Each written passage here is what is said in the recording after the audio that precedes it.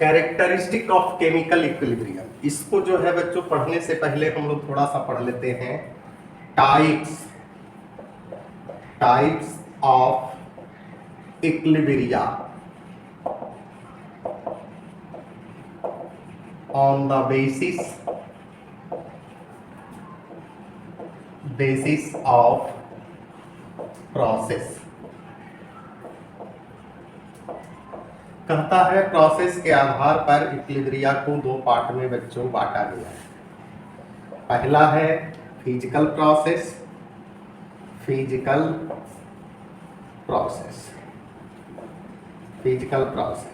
है ना, यानी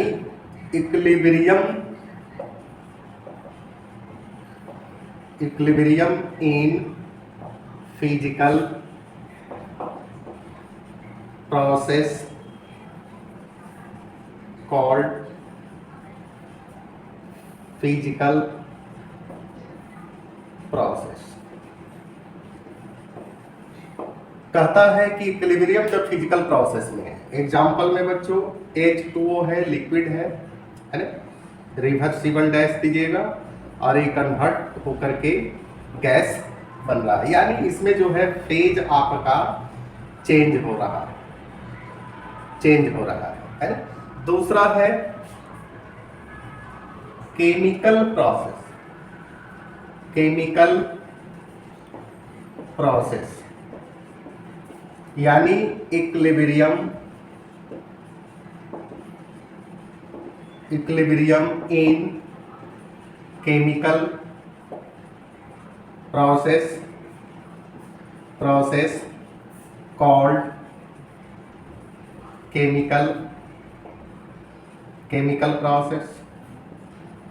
अब इसमें बच्चों H2 है जो कि गैसियस अवस्था में है, Cl2 है ये भी गैस है, रिवर्सिबल डैश देंगे 2HCl ये भी गैस है, एक ही फेज में है बच्चों, इसको क्या कहेंगे केमिकल प्रोसेस। इसके बाद types of equilibria on the basis of physical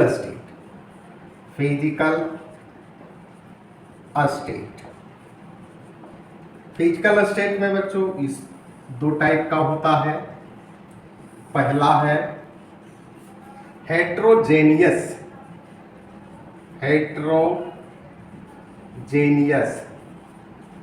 equilibrium और दूसरा है बच्चों homogeneous.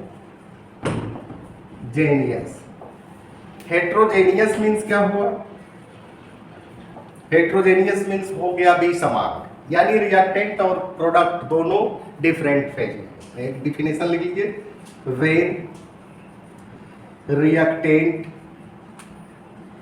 And product are in different phase यानी अलग अलग फेज में हो। एग्जांपल में देखिए Fe आयरन जो है बच्चों सॉलिड है, इसका रिएक्शन करवाइए H2O से, ये गैसियस स्टेट में है, ये बनता है Fe3O4 है ना, ये सॉलिड है प्लस H2 गैस है। इसको बैलेंस करने के लिए क्या करेंगे, यहाँ कर दीजिए 4 और यहाँ भी कर दीजिए 4, अरे बैलेंस हो गया, नहीं हुआ तो देख लीजिएगा। अब इसमें कहता है when reactant and product are in same phase, एक ही फेज में, सेम फेज। अब इसके लिए बच्चों एग्जांपल में देखते हैं, H2 है गैस है, Cl2 है गैस है, रिवर्सिबल डैश दीजिए 2HCl ये भी गैसियस अवस्था में है, यानी सभी सेम फेज में है। इसको क्या कहेंगे बच्चों, होमोजेनियस इक्विलिब्रियम। बच्चों यहां तक नोट किया जाए। अब बच्चों हम लोग कैरेक्टरिस्टिक ऑफ केमिकल इक्विलिब्रियम में आ जाते हैं। एग्जाम्पल के थ्रू इसको समझते हैं बच्चों। N2 + 3H2 रिवर्सिबल डैश देंगे 2NH3। अब ये जो है बच्चों आपका जो है फॉरवर्ड है और ये आपका क्या है, बैकवर्ड है ना? कहता है इसको रिएक्टेंट कहेंगे, जो प्रतिक्रिया में भाग लेगा, प्रतिक्रिया के फलस्वरूप बनेगा, उसको क्या कहेंगे, प्रोडक्ट कहेंगे, है ना? अब थोड़ा सा केमिकल इक्विलिब्रियम जान लीजिए बच्चों। A rate of forward reaction है जो कि समय के साथ घटता है, and the rate of backward reaction समय के साथ बढ़ता है। आफ्टर सम टाइम्स, कुछ समय बाद, both are becomes equal, this condition is known as chemical equilibrium. तो पहला पॉइंट तो बच्चों हम लोग इसी को लिखेंगे, the rate of forward reaction equal to the rate of backward reaction, है ना? जैसे मान लिया बच्चों ए है रिवर्सिबल डैश, बी है रिएक्शन है, तो कहता है कि आर ए जो है इक्वल होगा आर बी के, आर एफ भी लिख सकते हैं। Next point, equilibrium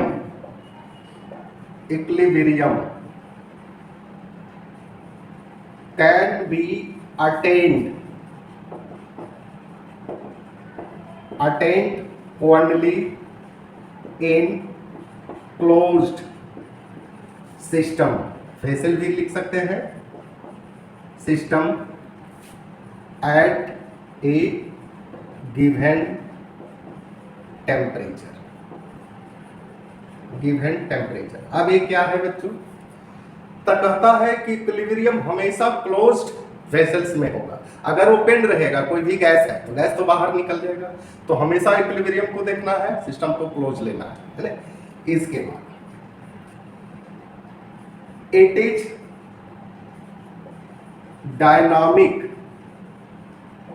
dynamic in nature. अब बच्चों इसको समझने के लिए एक बकेट को ले लीजिए, इसमें वाटर लेवल जो है बच्चों यहाँ तक डाल दीजिए, ये आपका वाटर लेवल है। अब यहाँ से एक नल को लगा दीजिए और एक नल यहाँ से लगा दीजिए। अब कहता है वाटर मोलिक्यूल्स जितना ऊपर से गिर रहा है उतना ही वाटर मोलिक्यूल्स नीचे से गिर रहा है, यानी इसमें जो है बच्चों हलचल हो रहा है, रिएक्शन हो रहा है, ऊपर से गिर रहा है, ऊपर से जा रहा है, नीचे से जा रहा है। लेकिन वाटर लेवल क्या है, बढ़ेगा कि घटेगा, बिल्कुल सेम रहेगा, यानी वाटर लेवल क्या है, सेम है। इसी को कहते हैं डायनामिक इक्विलिब्रियम, जिसमें हलचल होते रहता है। क्लोज वेसल बच्चों, ये रहा क्लोज वेसल्स, अगर ओपन रहेगा तो N2 है, H2 है, गैस क्या होगा, बाहर निकल जाएगा, इसलिए क्लोज वेसल्स को लेना है या सिस्टम। नेक्स्ट कहता है a catalyst can note change the equilibrium point. अब इसको समझना है, जैसे ये है रिवर्सिबल डैश बी, यहाँ अगर कैटेलिस्ट का इस्तेमाल करते हैं तो कैटेलिस्ट का क्या काम है, रिएक्शन के स्पीड को बढ़ाना या घटाना, है ना? तो कहता है कि इसमें फॉरवर्ड रिएक्शन और बैकवर्ड रिएक्शन के स्पीड को एक साथ बढ़ा सकता है, लेकिन इसके इक्विलिब्रियम पॉइंट पर किसी प्रकार का कोई प्रभाव नहीं पड़ेगा। इसके बाद एट इक्विलिब्रियम